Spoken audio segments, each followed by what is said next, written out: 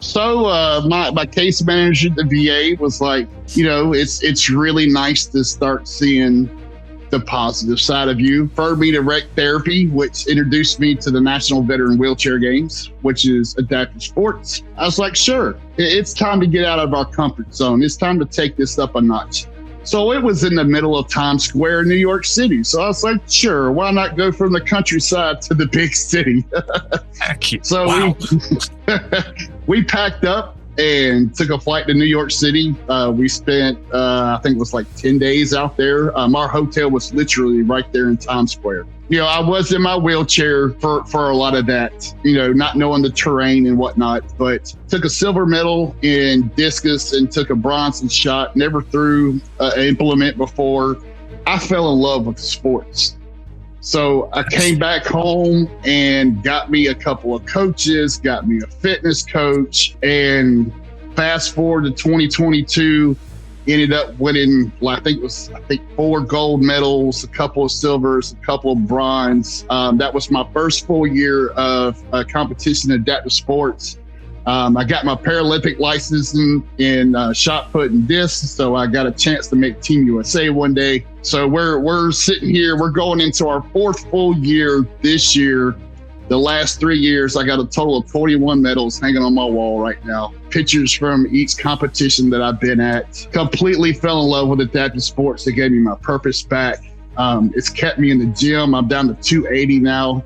Not as big, not as fat as I was. I'm still pretty big, but still in the gym, 5 days a week. And it's led me to my passion, which is helping other people with disabilities see that their disabilities doesn't have to be a hindrance, but their disability can be a superpower for them to live their best life. I actually got a shirt on my website that says my disabilities are my superpowers. I mean, that just popped in my head one day. It's like, you know what? This actually has made me a better person than I think I would have been without it. So, just that positivity on life, man. We just had a sneak peek premiere this past weekend of a documentary that was shot on me. So that's going to be hitting streaming services here pretty soon. A real tear jerker. We had a few people start really crying during that sneak peek, but we also had a lot of laughs too. I try to make a couple of jokes in there as well, just to kind of lift people up, man. But we all sit here and wonder what our true purpose here on this earth. In the beginning, I thought it was me to be a soldier for the rest of my life, because my family's been in the military forever, but that wasn't it. My dream job was, my so-called dream job was cut short at almost 10 years. But this is my purpose. This is the reason why I lost my legs. This is the reason why I'm still here, is to help show other people that is in that dark hole with disabilities, like, hey man, you can still live life. You can still be happy. You can still fall in love. You can still be successful. It's all right here, and it's all right here. Amen. This started with you saying to yourself, this is my fault. What have I done for myself? What I love about that so much is you took that ownership. I mean, I go straight to, like Jocko's book, Extreme Ownership, where I just go straight to any leader who says the first thing you got to do is you got to own yourself. So I love that you did that first. And then after that, you taught yourself to walk. That was like the first step, taught yourself to walk. And then from there, you changed your diet. You got rid of the processed stuff. You got back in the gym. So notice, listeners, everything that Big Country just shared, he owned it. He had to do it. He had to figure out a way to get out of his head and into his own process. And he had to own it. That's the first thing he had to do, is own himself. So just much respect, my friend, for making that decision. Because and I remember the tough times too, man. I'm crying. I'm going to cry with the man on the line right now. So I'm with you, and I appreciate that. If someone like that is listening right now, what's your message to them, Big Country?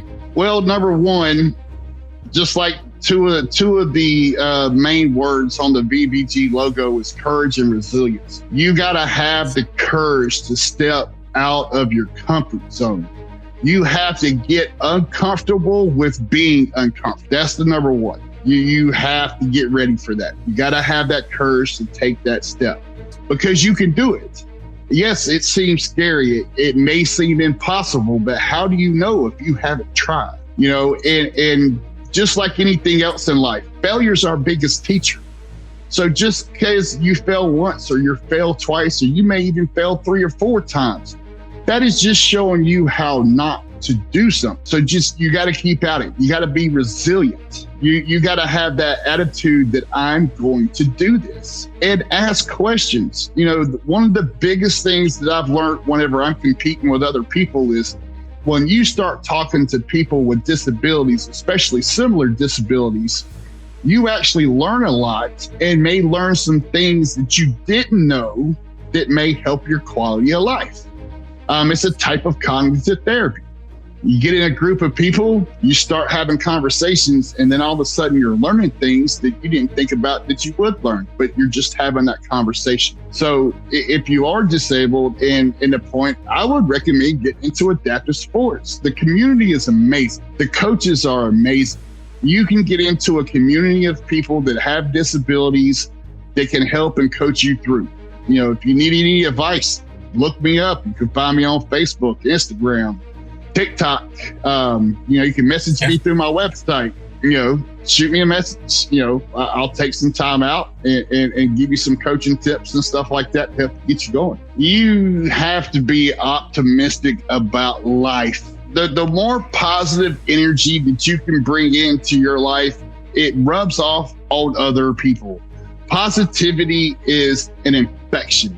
When you are happy and you're outgoing and you love life and you see the bright side of things and you're not a negative person, then that's where people want to surround themselves with you.